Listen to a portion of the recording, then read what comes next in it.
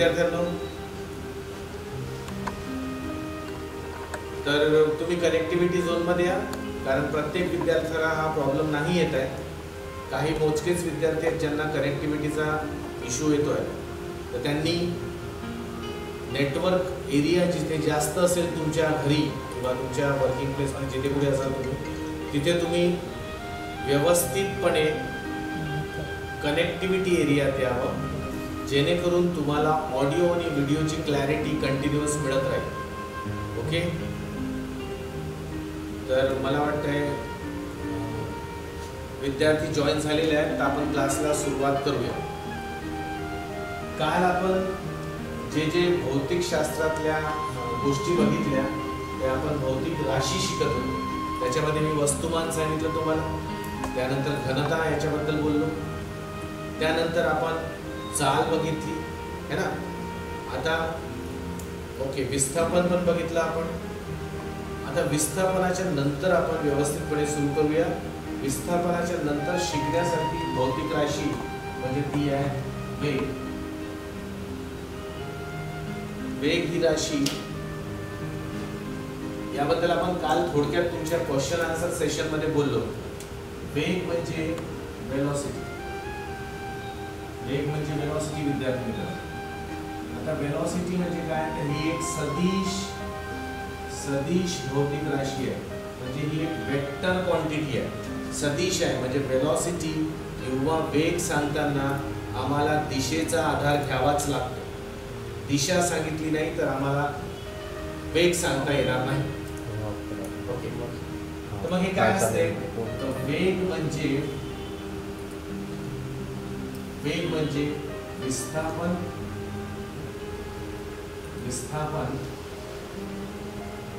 भागिला वेळ किंवा कार्य करू शकतो आपण. Velocity is equals to displacement upon time.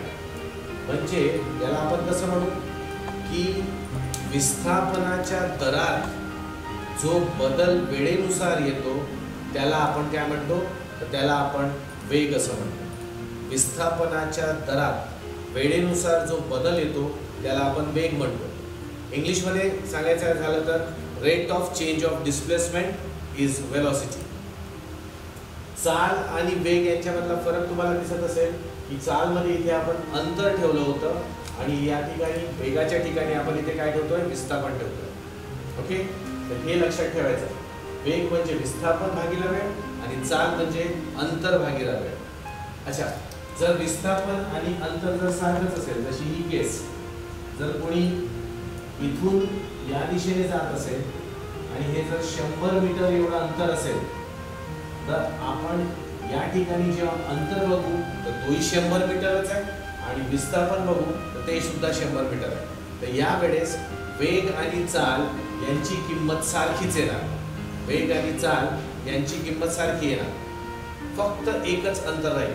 अंतर हा राहील की जेव्हा आम्ही चाल म्हणू तेव्हा त्याच्या दिशेचा उल्लेख राहणार नाही आणि जेव्हा आम्ही वेग म्हणू तर तिथे हमखास दिशा आम्हाला माहीत असावी लागेल. ओके विद्यार्थ्यांनो, बरं आता एकच बघूया. तर वेगाला तर आपण सिम्बॉलिकली बी घेतो, विस्थापन म्हणजे एस असते, वेळ म्हणजे टी. हा यांचा असा फॉर्म्युला आहे असं आपण समजावं. ठीक आहे. जर आता आपण यांची एकक पाहिले तर विस्थापनाचा एकक काय मीटर, वेळेचा एकक काय सेकंड. तर मग याचा एसआय एकक कशाचं, वेगाचा एसआय एकक येईल मीटर पर सेकंड आणि सीजीएस एकक येईल सेंटीमीटर पर सेकंड. आता यावरून आपल्याला काय दिसतं की वेग आणि चाल या दोघांच्या एककात काही फरक नाही.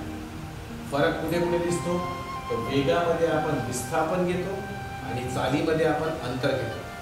त्याचप्रमाणे चाल ही अदिश आहे, स्केलर क्वांटिटी आहे, तर वेग हा काय वेक्टर क्वांटिटी आहे म्हणजे सदिश राशी आहे.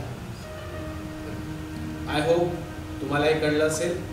ओके, चला त्यानंतर महत्त्वाची एक भौतिक राशी घेऊया आपण, महत्त्वपूर्ण भौतिक राशी, आणि ती आहे त्वरण. त्यानंतरची भौतिक राशी आहे त्वरण. आता आता त्वरण म्हणजे इंग्लिश मध्ये होते ऍक्सलरेशन.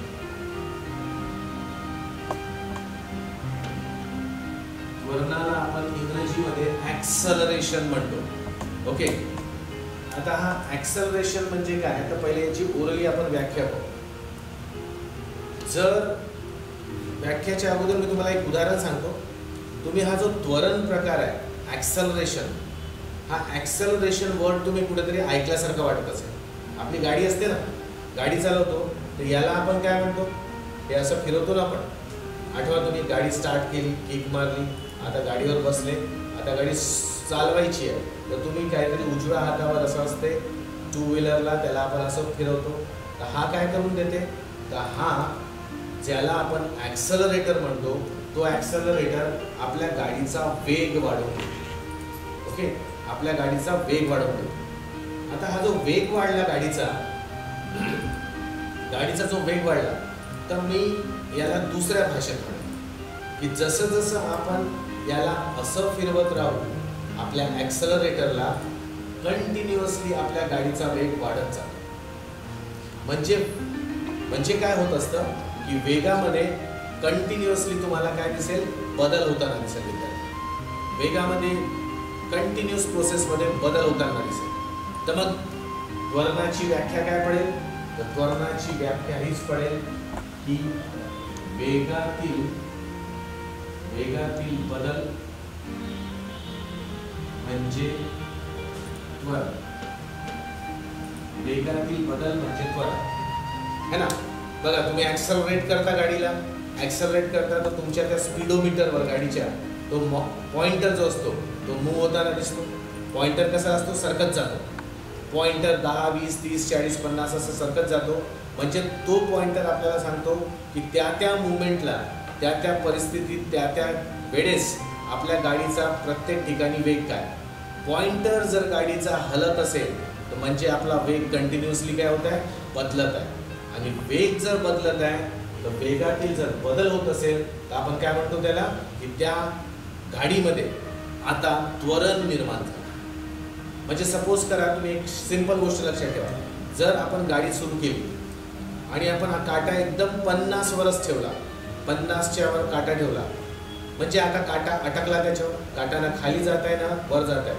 म्हणजे आम्ही स्पीड काय ठेवली किंवा वेग काय ठेवला, कॉन्स्टंट ठेवला. जर आम्ही कॉन्स्टंट म्हणजे स्थिर वेग ठेवला तर त्या ठिकाणी गाडीमध्ये त्वरण निर्माण होणार नाही.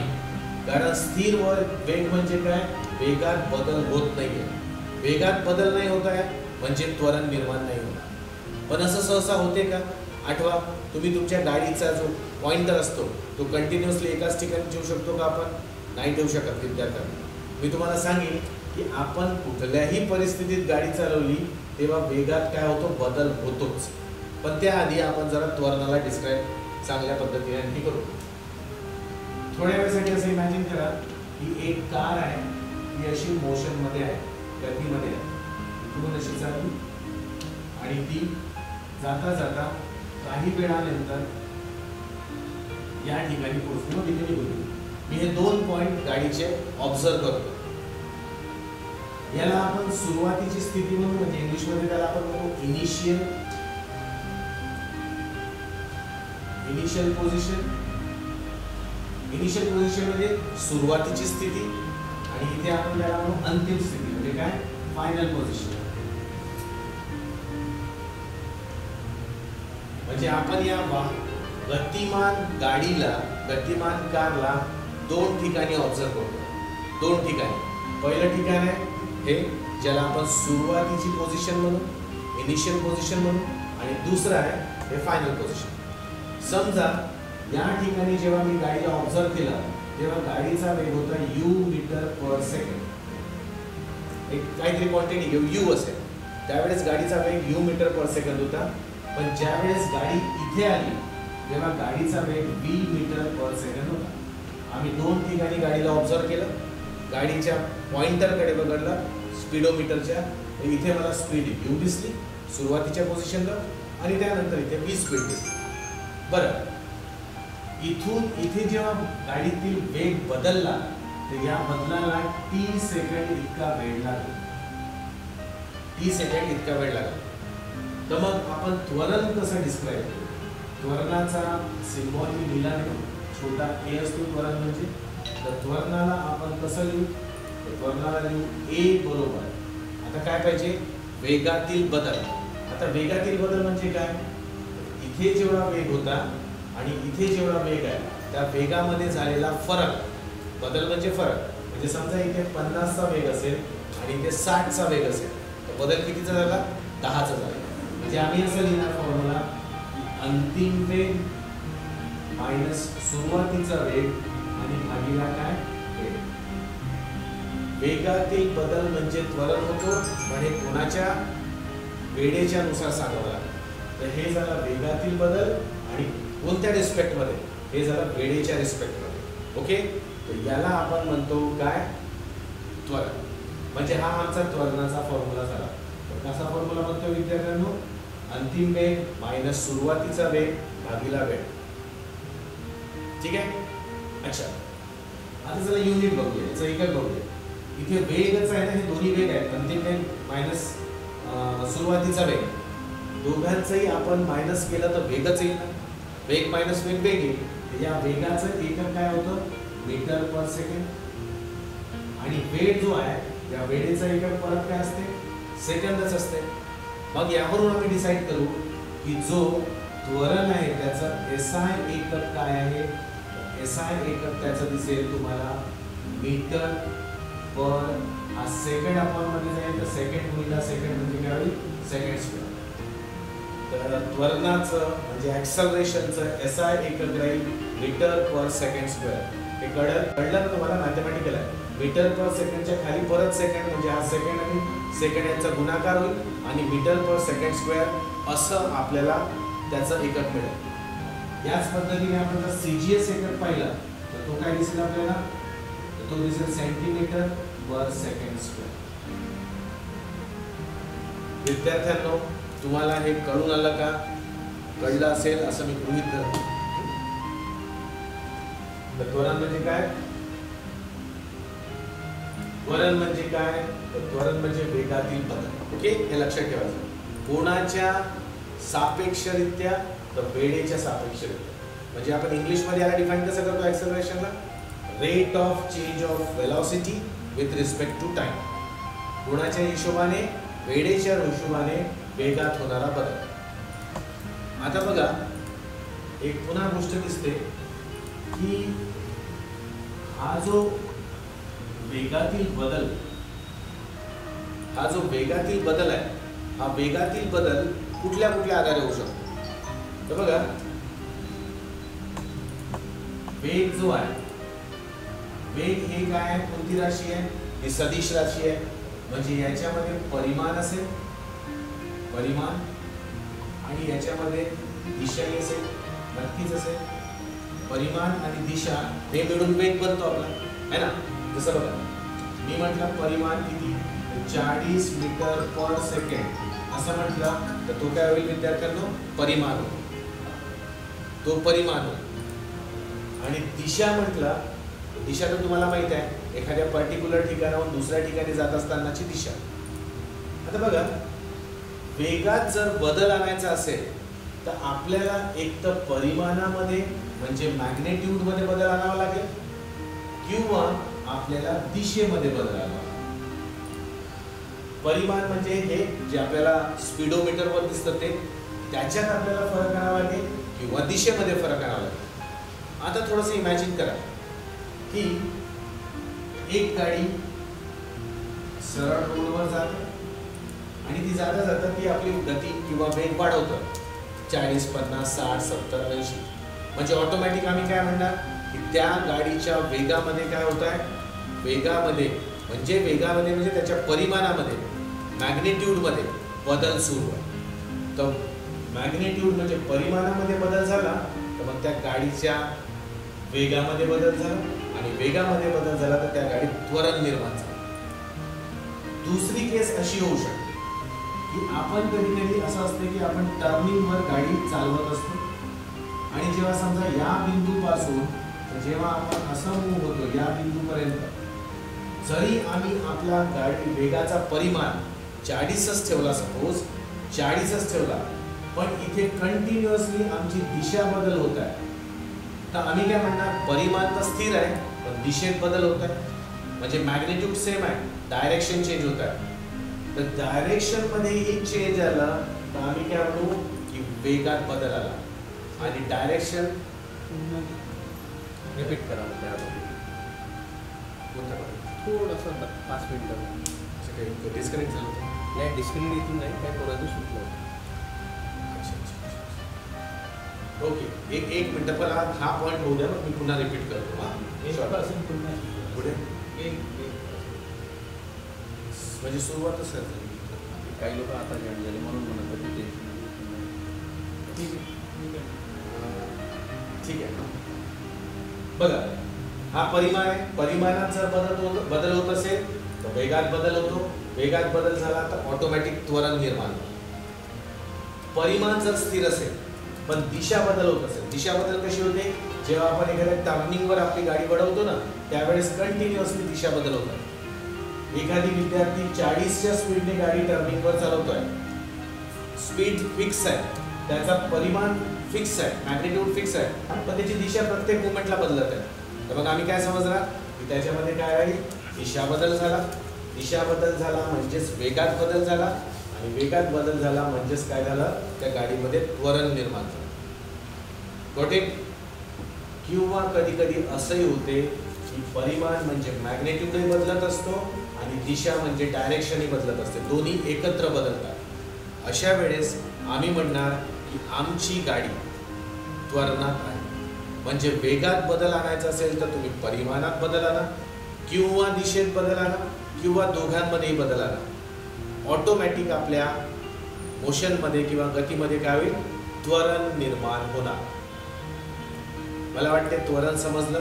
काही विद्यार्थी लेट जॉईन झाले तर मी थोडंसं शॉर्टकटमध्ये त्यांना रिपीट करून देतो, आणि त्या विद्यार्थ्यांना रिक्वेस्ट आहे की यूट्यूबवर जेव्हा लेक्चर येईल हे, तेव्हा तुम्ही तिथे बघून घ्यावं, कारण सुरुवात होऊन खूप वेळ झाला आहे, तर तिथे बघावं, माझ्याशी कॉन्टॅक्ट करून घ्या कमेंट बॉक्समध्ये तिथे यूट्यूबवर, तर मी तुम्हाला त्याचा रिप्लाय देतो. ओके विद्यार्थ्यांना, नॉट टू वरी, मी शॉर्टमध्ये सांगतो. बघा पुन्हा एकदा शॉर्टकटमध्ये बघा, त्वरण म्हणजे काय. तर विद्यार्थ्यांनो, वेगात जर बदल होत असेल, वेगात बदल होत असेल तर ऑटोमॅटिक त्या गतीमध्ये त्वरण निर्माण होतं. वेगात कसा बदल आणतो आपण, तर तुम्ही गाडी चालवता, आम्ही बघा ॲक्सलरेटरला असं फिरवतो, ॲक्सलरेटरला जेव्हा असं फिरवतो तर असं फिरवताना आपल्याला दिसून पडतं की गाडीचा वेग वाढतोय, किंवा कधी कधी आपण ॲक्सलरेटरला खाली करतो.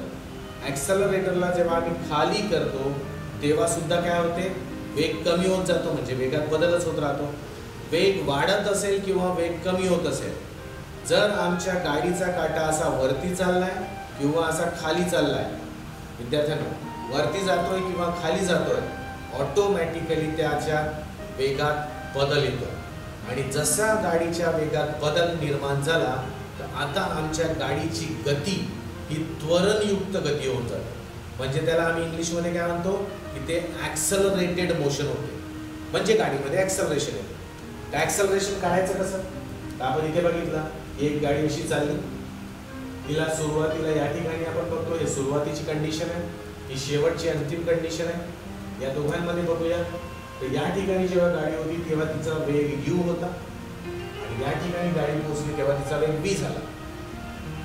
u वरून v वेग होताना तिला काहीतरी वेळ द्यावा लागेल, तर तो वेळ किती दिला तिने घेतला, तिने t सेकंड्स. तर t सेकंडमध्ये गाडी आपला वेग u वरून v वर बदलवला.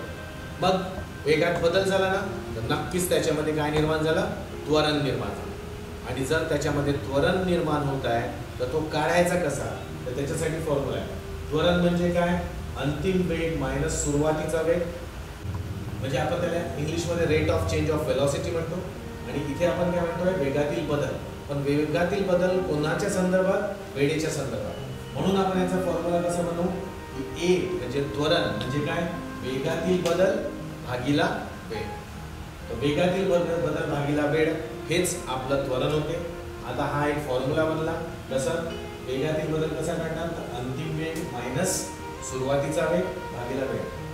वेग मायनस वेग वेगच होईल विद्यार्थ्यांना, म्हणून इथे वेग येणार आहे, आणि त्या वेगाचा युनिट किंवा एकक काय होतं मीटर पर सेकंड आणि टाइम काय आहे सेकंडमध्ये. या एकत्रित याला सॉल्व केल्यानंतर आम्हाला दिसेल की SI एकक होऊन जाईल मीटर पर सेकंड स्क्वेअर आणि CGS एकक होईल सेंटीमीटर पर सेकंड स्क्वेअर. ओके, तर हे त्वरणाचं इन्फॉर्मेशन होतं. आता दुसरं बघा, दुसरं मी इथे सांगितलं की वेगात बदल म्हणजे एक्झॅक्टली काय, वेग बदलणं म्हणजे एक्झॅक्टली काय बदलावं लागतं. तर वेग आम्ही दोन प्रकारे सांगतो. वेग सांगायचा असेल तर वेग सदिश राशी असल्यामुळे त्याच्यात आम्हाला परिमाण सांगावा लागतो म्हणजे मॅग्नेट्यूड, आणि दुसरं त्याच्यामध्ये दिशा म्हणजे डायरेक्शन सांगावी लागते. तर वेगात बदल म्हणजे एकतर दिशेमध्ये बदल होईल किंवा परिमाणामध्ये बदल होईल किंवा दोघांमध्ये बदल होईल. जर असं आम्हाला दिसतं की वेग बदलला, परिमाण बदलला किंवा दोन्ही बदलले तर ऑटोमॅटिक त्या गतिमान वस्तूमध्ये त्वरण निर्माण होते. त्या गतिमान वस्तूमध्ये त्वरण निर्माण होते. ओके, आता त्वरणाचे दोन प्रकार असतात. जर वेग वाढत आहे, वेग जर वाढत आहे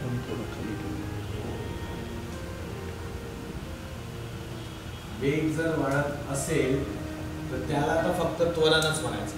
वेग वाढतोय 40, 50, 60, 70 असं त्याचं वेग वाढताना दिसतोय.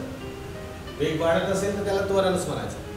पण जर वेग कमी होत असेल, वेग जर कमी होत असेल तर वेग कमी होतो का? नक्कीच होतो. बघा, वेग वाढवायचा असेल तर आपण गाडीच्या ॲक्सेलरेटरला असं फिरवतो ना. पण जर वेग कमी करायचा असेल तर आपण गाडीच्या ॲक्सेलरेटरला असं करतो म्हणजे वेग आम्ही काय करतो कमी करतो. तर जेव्हा आपण वेग कमी करतो तर त्याला म्हणावं लागते अवत्वरण. काय म्हणतो आपण? अवत्वरण. आणि इंग्लिशमध्ये त्याला म्हणतो आपण रिटार्डेशन. वेग जर वाढत असेल तर तो फक्त त्वरण म्हणायचं म्हणजे ॲक्सेलरेशन म्हणायचं. पण जर वेग कमी होत असेल तर मग काय होईल? कमी होत असेल तर त्याला नेगेटिव्ह ॲक्सेलरेशन म्हणतात किंवा त्याला अवत्वरण म्हणू किंवा त्याला आपण रिटार्डेशन म्हणू. तर हे सगळं डिटेल त्वरणाबद्दल आहे. ओके विद्यार्थ्यांनो, आय होप तुम्हाला त्वरण क्लिअर झालेलं असेल. मग आपण पुढच्या भौतिक राशीकडे वळायचं. चला पुढची भौतिक राशी बघूया. पुढची भौतिक राशी आपली आहे बल. बल म्हणजे फोर्स. आता इथपासून थोड्या राशी कठीण होत जाते. बल म्हणजे काय? फोर्स. भौतिक राशी ऐकायला इंटरेस्टिंग आहे या राशी आणि तुम्हाला थोडं समजण्याचे कठीण होऊ शकतं. तरी बघूया. ओके, मी प्रयत्न करतो छानपैकी समजण्याचा. बघा, आता बल म्हणजे काय? सर्वात पहिले व्याख्या घेऊया. बलाची व्याख्या काय? तर बलाची व्याख्या काय आहे विद्यार्थ्यांनो? सिंपल मराठीत सांगतो. थांबलेली वस्तू चालवण्यासाठी, गतिमान करण्यासाठी, गतिमान असलेली वस्तू थांबवण्यासाठी, ठीक आहे, गतिमान वस्तूची दिशा बदल करण्यासाठी किंवा एखाद्या वस्तूचा आकार बदलवून घेण्यासाठी आपण जे भौतिक राशी वापरतो त्या भौतिक राशीला आपण काय म्हणतो विद्यार्थी मित्रांनो? त्या भौतिक राशीला आपण बल म्हणतो. सिंपल बघा, जरा इकडचे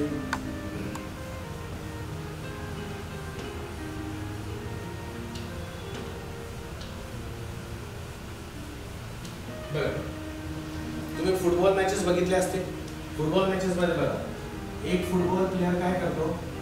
थांबलेल्या फुटबॉलला किक मारतो आणि हा फुटबॉल गतिमान होतो. म्हणजे स्थिर वस्तूला काय केलं यांनी? आपल्या पायाने काहीतरी केलं की ती वस्तू गतिमान झाली, फुटबॉल गतिमान झाला. याचा अर्थ काय की ही वस्तू गतिमान करण्यासाठी या प्लेयरने तिथे काय केलं? बल लावला, आपल्याला फोर्स लावला. कधी हे बघा, एखादी प्लेयर फुटबॉल किक मारून पाठवतो आणि दुसरा प्लेयर त्या फुटबॉलला काय करतो? आपल्या पायामध्ये दाबून घेतो. म्हणजे गतिमान वस्तूला हा आपल्या पायाच्या बलाने काय करतो? थांबवतो. गतिमान वस्तूला आपल्या पायाच्या बलाने थांबवतो. म्हणजे स्थिर वस्तू गतिमान करण्यासाठी, गतिमान वस्तू स्थिर करण्यासाठी. किंवा असे बघा फुटबॉलमध्ये तुम्ही बघितलं असेल की एक प्लेयर याच्याकडे बॉल पाठवायचा, पण हा काय करतो, पहिले याच्याकडे बॉल पाठवतो आणि मग हा बॉल हा पायाने किक करून याच्याकडे पाठवतो. म्हणजे काय म्हणायचं आहे, याने हा गतिमान वस्तू इकडे आली, याने याला थांबवलं नाही, फक्त याने आपल्या पायाचा बल लावला आणि ती वस्तू आता आपली दिशा बदल करून या दिशेने पळायला लागली. पहिले तिची जाण्याची दिशा ही होती, आता जाण्याची दिशा काय राहिली, ही होती. म्हणजे दिशा बदल करण्यासाठी या व्यक्तीने काय केलं, या प्लेयरने काय केलं, तर बल लावलं. किंवा तुम्ही बघा, आपण एखादी सपोज करा बिस्लरीची बॉटल आहे, बिस्लरीची बॉटल बघितली असेल ना, खालीवाली बॉटल, खालीवाली बिस्लरीची बॉटल अशी हातात घ्या आणि त्याला असं दाबून घ्या. काय होईल, तुम्ही लावलेल्या बलामुळे त्या बिस्लरीच्या बॉटलचा काय होईल, शेप चेंज होईल, है ना. आपण कणिक नाही का, भिजवलेलं कणिक असते, भिजवलेलं कणिक त्या गोळे बनवतो त्याचे आणि त्याला बल लावतो. बल लावल्याबरोबर ते चपटवून जातं. ते चपटवून जाणं म्हणजेच काय, तर त्याचा आकार बदलतो. म्हणजे फायनल डेफिनेशन, स्थिर वस्तू गतिमान करण्यासाठी, गतिमान असलेली वस्तू स्थिर करण्यासाठी, गतिमान वस्तूच्या म्हणजे मोशन मधल्या वस्तूचा दिशा बदल करण्यासाठी, डायरेक्शन चेंज करण्यासाठी, किंवा एखाद्या वस्तूचा आकार बदलवण्यासाठी आपण जे भौतिक राशी वापरतो त्याला आपण काय म्हणतो, त्याला बल. विद्यार्थी मित्रांनो, मला वाटते डेफिनेशन तुम्हाला क्लिअर झाली असेल. ओके, व्याख्या क्लिअर. आता हे बल कसं, याला फॉर्म्युलाइज कसं, तर बलाबद्दल बोललं कोणी असेल सर्वप्रथम व्यवस्थितपणे तर तो होता न्यूटन. न्यूटनचे जे 3 गतिविषयक नियम आहेत, लॉज ऑफ मोशन आहे, त्याच्यामध्ये जो सेकंड लॉ आहे, आपण ते शिकू नंतर डिटेलमध्ये, त्यामध्ये जो सेकंड किंवा दुसरा नियम आहे तो नियम संवेगाशी संदर्भात आहे, संवेगाशी संबंधित आहे. त्या संवेगाच्या नियमाच्या आधारे म्हणजे न्यूटनच्या दुसऱ्या नियमाच्या आधारे आपण फोर्सची व्याख्या बनवतो, म्हणजे बलाची व्याख्या बनवतो. काय आहे ते, तर ते व्याख्या तर आपण त्यावेळेस शिकूच. आता लक्षात घ्या, बल म्हणजे काय होतं.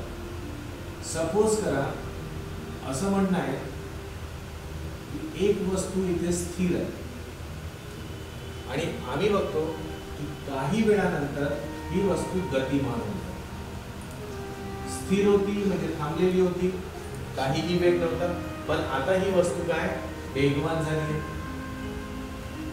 आता वस्तूचा वेग हळूहळू वाढला असेल म्हणजे स्थिर कंडिशन पासून, स्थिर स्थितीपासून वेग हळूहळू वाढत वाढत वाढत वाढत कुठला तरी वेग त्याने तर ग्रहण केला असेल, म्हणजे वेग हळूहळू वाढत गेला. आपण काय म्हणणार की नक्कीच या वस्तूमध्ये त्वरण निर्माण झालं. का बरं त्वरण निर्माण झालं, त्वरण याच्यासाठी निर्माण झालं की सुरुवातीची कंडिशन म्हणजे इथे त्याचा वेग 0 होता आणि तो वेग हळूहळू वाढत गेला, म्हणजे आता हे जे गती दिसतंय इथे हे त्वरणयुक्त गती आहे. आणि त्वरणयुक्त आहे म्हणजे त्या गतीमध्ये त्वरण निर्माण झालेलं आहे.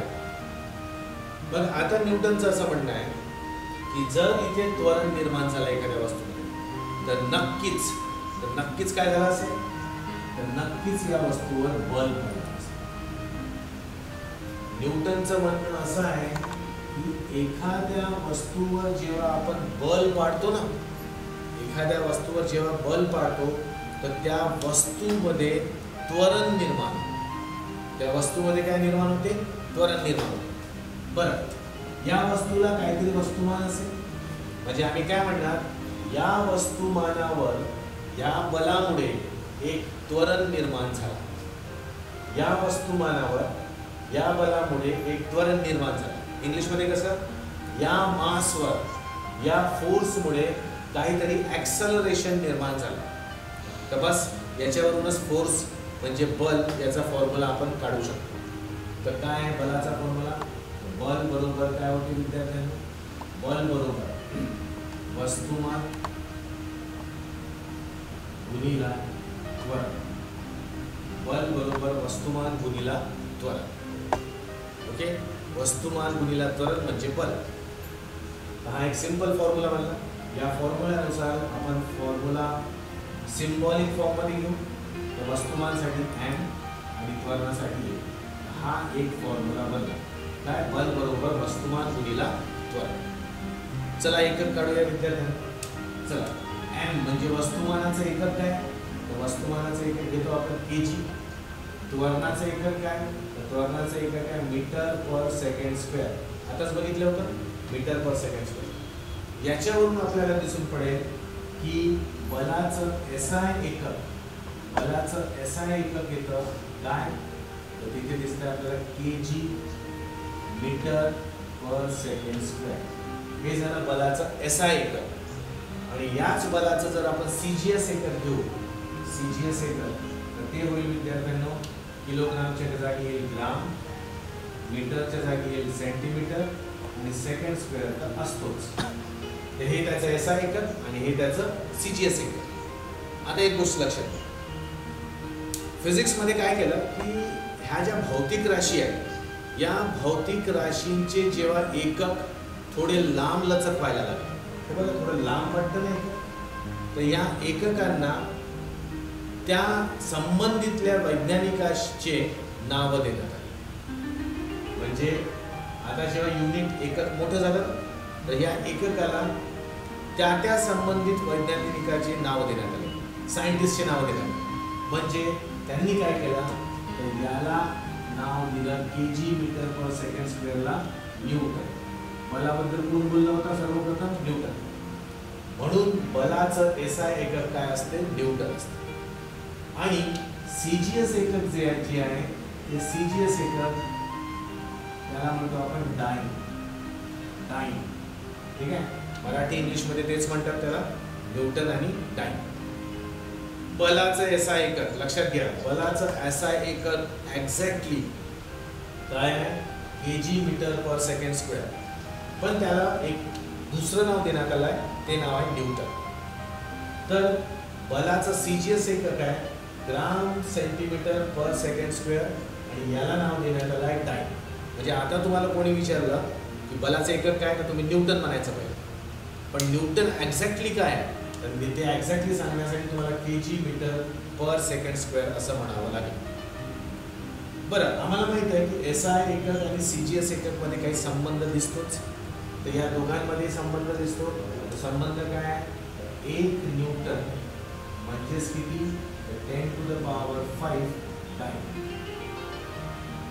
1 न्यूटन म्हणजे 10⁵5 टाइम असं हे एक दुसऱ्याशी संबंधित आहे. आणि हे एकदा MPSC ने विचारलं, खूप अगोदर विचारलं होतं म्हणा, पण विचारलाय, तुम्हाला माहित असायलाच पाहिजे. ओके विद्यार्थ्यांनो, तर हे संबंधित या दोन न्यूटन आणि डाईन मधला हा एक रिलेशनशिप कळलं. यालाच आपण बल म्हणतो. तर बल म्हणजे काय? Last revision. बल म्हणजे जर वस्तूमध्ये त्वरण निर्माण होत आहे, वस्तूमध्ये त्वरण निर्माण होत आहे तर समजून जायचं की त्या वस्तूवर कुठून तरी काहीतरी बल पडलं. ऑटोमॅटिक. न्यूटन काय म्हणतो?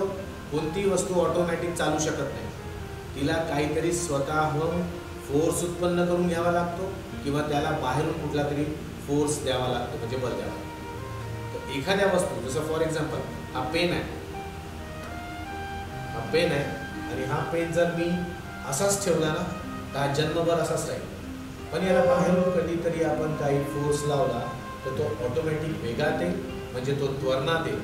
तर आपण काय म्हणू की वस्तूंमध्ये जे त्वरण निर्माण होते त्याचं मूळ कारण म्हणजे काय? कुठून तरी त्या वस्तूवर बल म्हणजे फोर्स पडते, असं कोणाचं म्हणणं आहे? न्यूटनचं म्हणणं. मला वाटते तुम्हाला हे कळलं असेल. ओके विद्यार्थ्यांनो, चला आता एक आजचं लास्ट फिजिकल क्वांटिटी घेऊया, ते आहे कार्य.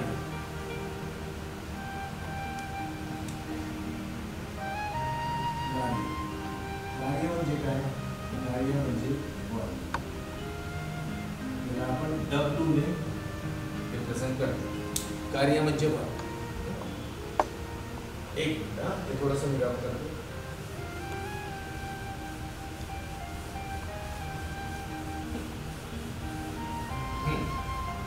बघा विद्यार्थी, आता काय होतं की कार्य म्हणजे काय? तर कार्य म्हणजे काय? समजा एक वस्तू आहे, ही वस्तू आहे. या वस्तूवर आपण आताच थोड्या वेळापूर्वी बघितलं की या वस्तूवर जर आपण एक बल टाकलं तर ही वस्तू सरकायला लागेल. वस्तू सरकायला लागेल म्हणजे आपण काय म्हणणार की त्या वस्तूमध्ये त्वरण निर्माण झालं. त्वरण निर्माण, तिथं त्वरण निर्माण होईल, नो डाऊट. पण आता जेव्हा आपण कार्याबद्दल बोलू ना तर त्वरणाला थोडंसं बाजूला ठेवू. असं समजा ही वस्तू इथे होती, या वस्तूवर आपण बल लावला आणि बल लावल्यामुळे काय झालं की थोड्या वेळानंतर ही वस्तू या ठिकाणाहून या ठिकाणी सरकली. इथून बल लावला तर ती या दिशेने सरकली. वस्तू सरकली. सरकली म्हणजे काय? तर वस्तू विस्थापित झाली. विस्थापित म्हणजे वस्तूमध्ये डिस्प्लेसमेंट आलं. वस्तूमध्ये काय आलं? डिस्प्लेसमेंट आलं. म्हणजे असं समजा या वस्तूचं इथून इथपर्यंत काय झालं? विस्थापन झालं. या वस्तूला आपण इथून इथपर्यंत विस्थापित केलं, डिस्प्लेस केलं. तर मग बलामुळे विस्थापन झालं वस्तूचं. तर यालाच विज्ञानाच्या भाषेत काय म्हणतात? या वस्तूवर या बलाद्वारे कार्य करण्यात आलं. कार्य करण्यात आलं म्हणजे वर्क झालं. तुम्हाला मी दुसऱ्या भाषेत सांगतो. जर समजा तुमच्या घरी एक मोठी अलमारी आहे आणि तुमच्या घरच्यांनी किंवा आईने म्हटलं की ही अलमारी सरकवायची. आता तुम्ही काय करा? त्या अलमारीला पुश करा.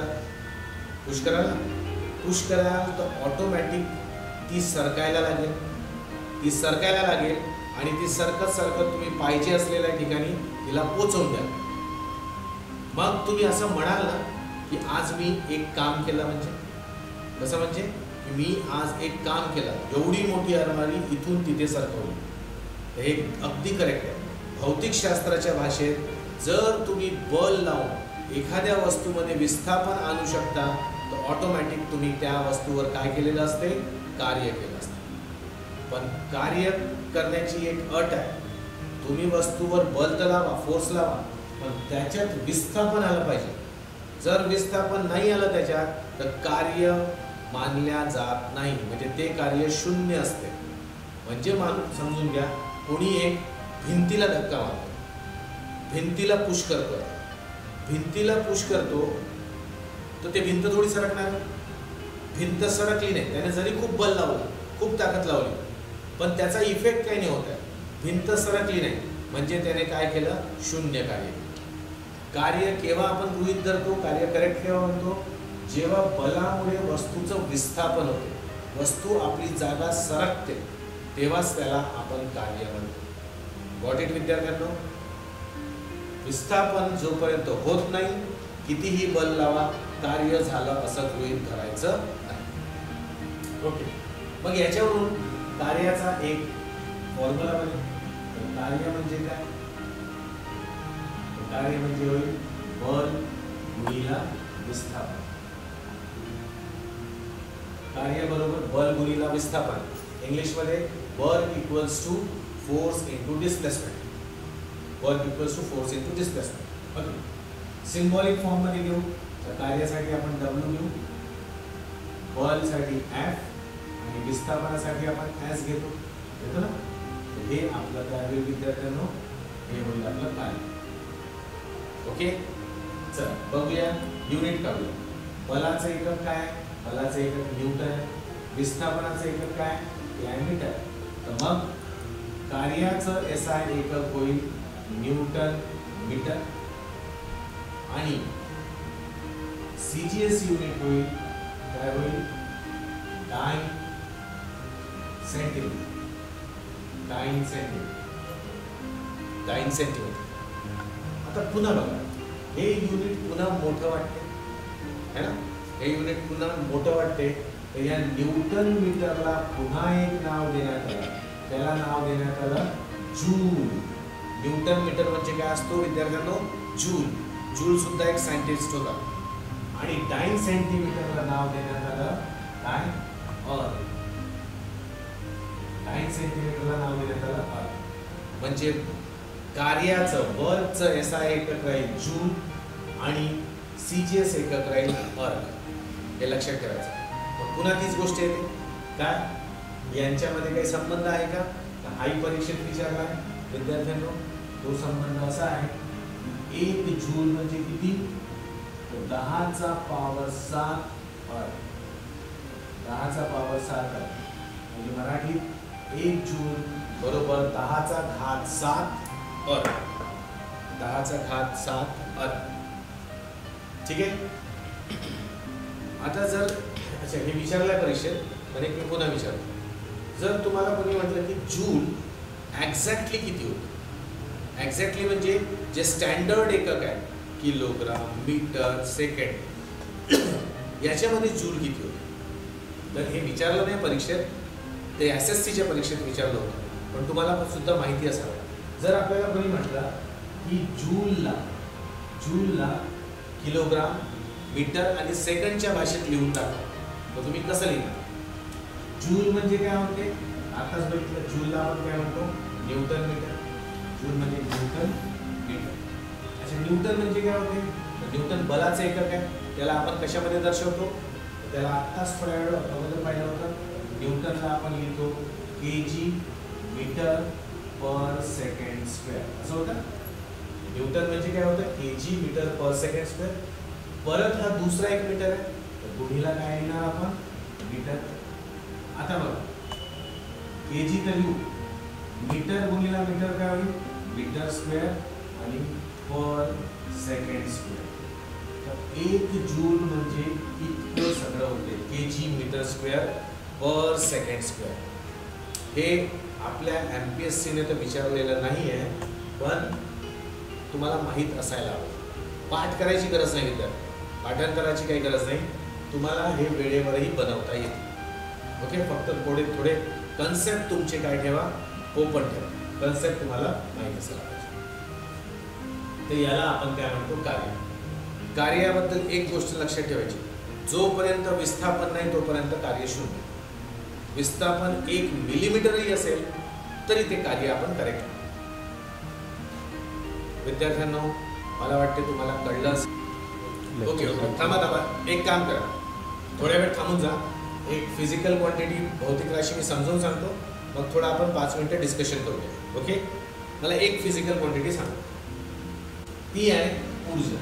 भौतिक राशी आहे ऊर्जा. ऊर्जा म्हणजे काय? एनर्जी. ठीक आहे. याला सिंबल देतात E. आता हे ऊर्जा काय असते? ऊर्जा काय असते? सिंपलशी गोष्ट. ऊर्जा म्हणजे कार्य करण्यासाठी लागणारी क्षमता. कार्य करण्यासाठी लागणारी क्षमता याला आपण ऊर्जा म्हणतो. म्हणजे काय? इंग्लिशमध्ये capacity to do work. Energy is the capacity to do work. म्हणजे आपल्याला कार्य करायचं असते. कार्य करायचं असेल तर आम्हाला काय करावं लागतं? बल लावावं लागतं. बल लावल्यावर काहीतरी विस्थापन होते आणि मग कार्य झालं म्हणतो आपण. पण त्या कार्य करण्यासाठी जो बल लागत आहे त्या बलाच्या पाठीमागे काही असेल तर ती आहे ऊर्जा.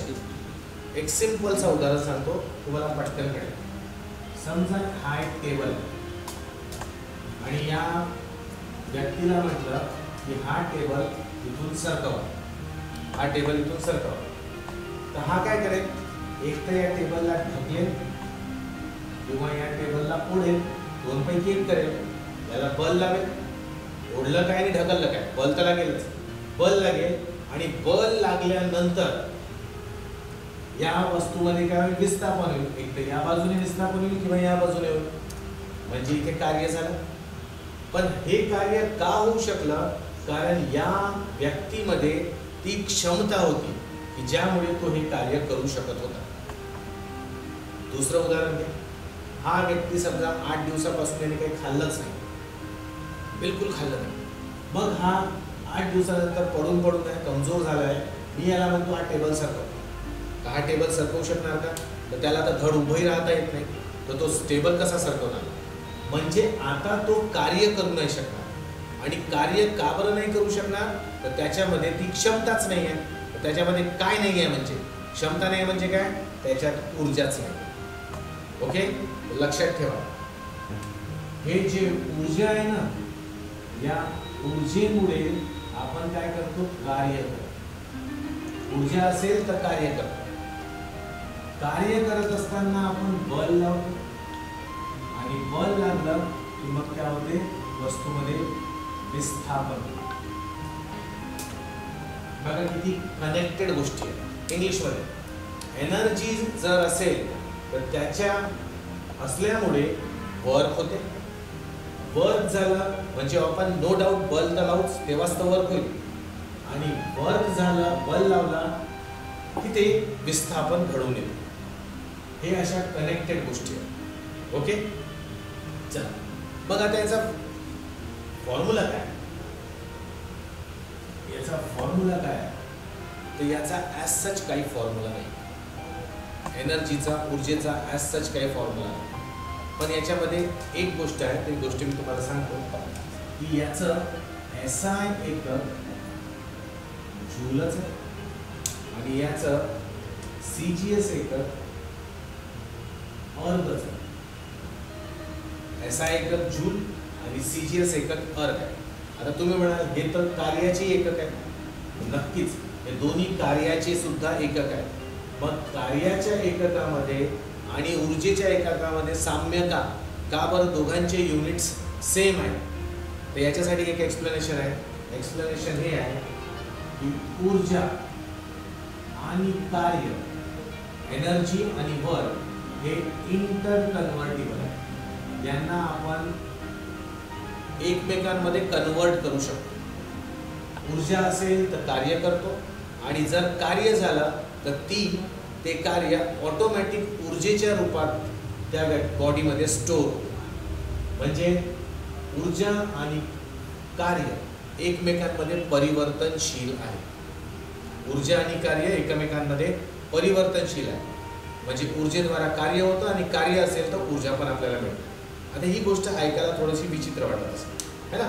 बरं, तुम्ही म्हणाल ऊर्जा असेल तर कार्य करतो, आताच एक्झाम्पल सांगितलं होतं. पण कार्य केलं तर ऊर्जा कशी मिळते, कार्य केलं तर ऊर्जा कशी मिळते, तर ते आपण बघू. एक सिंपलचं एक्झाम्पल. विद्यार्थ्यांना ही सपोज करा एक बिल्डिंग आहे, 2-4 माळ्याची बिल्डिंग. एक व्यक्ती खाली जमिनीवर आहे.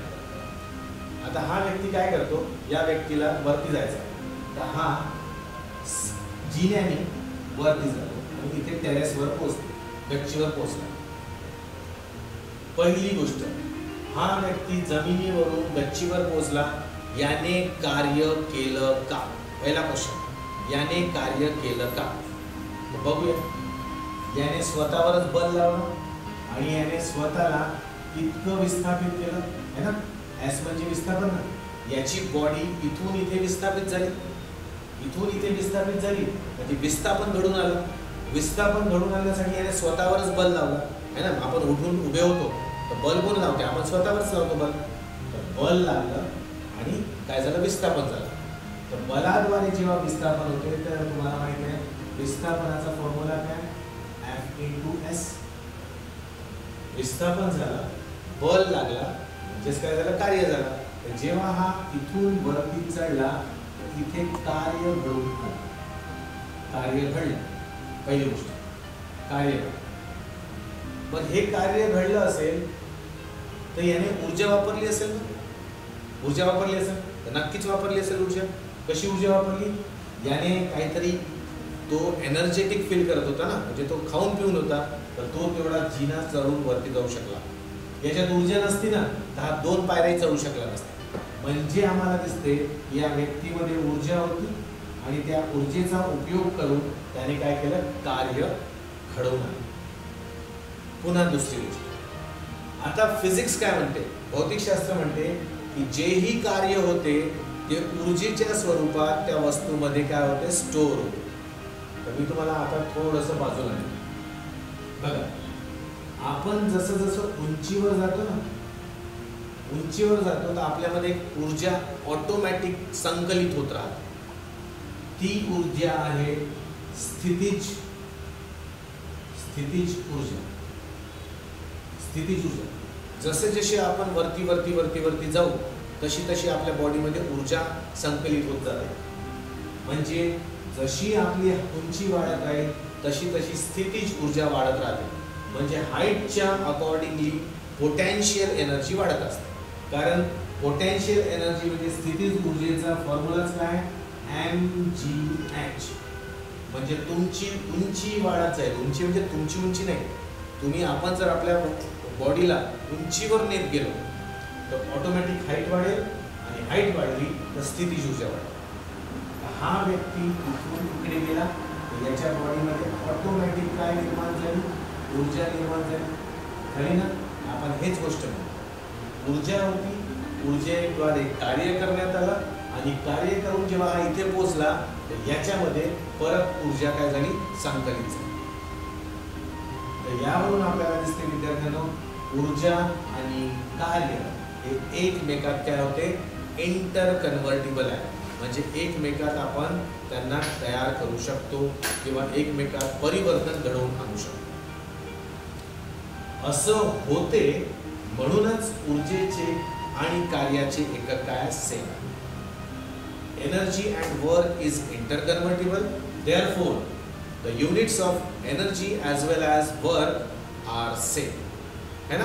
कोणते युनिट्स, SI युनिट्स कोणते, जूल, आणि CGS युनिट काय, आर.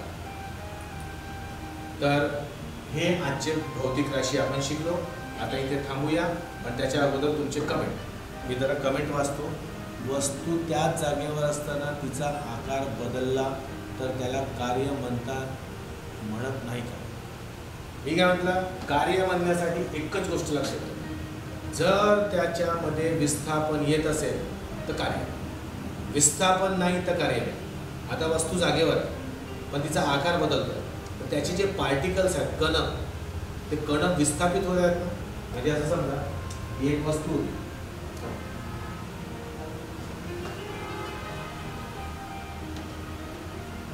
आहे आणि इथे हा तो पार्टिकल म्हणजे कण आहे या वस्तूचा. आता वस्तू जागेवरच आहे पण आकार बदलत आहे, म्हणजे ही वस्तू मोठी मोठी होते. तर मोठी मोठी होईल तर हा पार्टिकल इथे पोहोचेल ना, पोहोचेलच नक्की. म्हणजे हा पार्टिकल विस्थापित झाला ना, नक्कीच बल तर लागलंच असेल कुठलं ना कुठलं, म्हणूनच विस्थापन घडून आलं. त्याला कार्य झालं. कार्यासाठी फक्त विस्थापनावर भर द्यायचा. विस्थापन असेल तर कार्य होईल, नाहीतर कार्य होणार नाही. आणखी काही प्रश्न असतील तर पाठवू शकता विद्यार्थ्यांना तुम्ही, प्लीज पाठवा.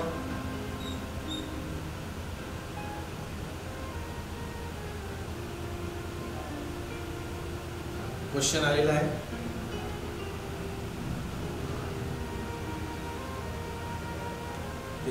नाही बघा, गाडी हा खूप छान प्रश्न आहे. मी मगाशी सांगणार होतो तुम्हाला, पण हा खूप छान प्रश्न विचारला. काय नाव आहे सर त्यांचं? मौसमीनी खूप छान क्वेश्चन विचारला. मला इथे तुम्हाला सांगायचं होतं. बघा, यांचं म्हणणं आहे की गाडी किंवा कार अशी चालली आहे आणि कारचा जो स्पीडोमीटरचा जो काटा आहे ना, पॉइंटर, तो फिक्स्ड आहे. समजा 70च्या स्पीडवर चालली आहे, रोड एकदम खाली आहे आणि रोडवर काही ट्रॅफिक नाही, काही नाही, तर आपण ड्रायव्हरने ती स्पीड 80वर लॉक करून टाकली. लॉक केली म्हणजे आता तो ना स्पीड वाढवत आहे ना स्पीड कमी करत आहे. म्हणजे वेग वाढतही नाही आहे आणि कमी नाही होत. ओके, फिक्स्ड आहे. तर मौसमीचं म्हणणं आहे की मग या गाडीमध्ये त्वरण निर्माण होईल. ओके, जर वेग स्थिर आहे, वेग स्थिर आहे म्हणजे की नाही, दोन गोष्टी स्थिर पाहिजे. कोणते म्हणतात? वेगाचा परिमाण आणि वेगाची दिशा. जर या दोन्ही गोष्टी स्थिर असतील तरच काय होईल, आपण म्हणू याच्यात त्वरण. म्हणजे हे स्थिर असेल तर याच्यात त्वरण येणार नाही. पण यांच्यापैकी एकही बदलली किंवा दोघेही बदलले तर त्वरण निर्माण झालंच. त्वरण निर्माण झालं. बघा कसं. आता तुम्ही बघा, कोणालाही मी म्हणतोय की तुम्ही अशी गाडी चालवू शकता का? एक सरळ रोड आहे, क्लीन रोड, त्या रोडवर कोणीच नाही आणि तुम्हाला 50च्या स्पीडने गाडी चालवायची. फक्त तुम्हाला हँडल हलकासाही इकडे आणि तिकडे करायचा नाही. तुम्ही हलकाही हँडल इकडे केला ना तर तुम्ही दिशा बदला. म्हणजे हँडल लॉक करायचा आहे आणि मग मला गाडी चालवायची.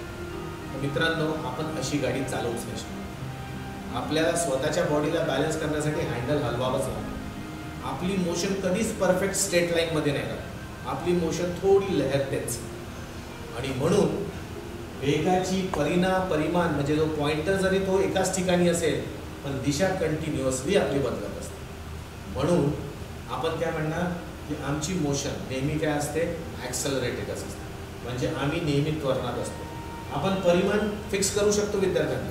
परिमाण म्हणजे 40च्या स्पीडवरच चालवणार, न वाढवणार ना कमी करणार.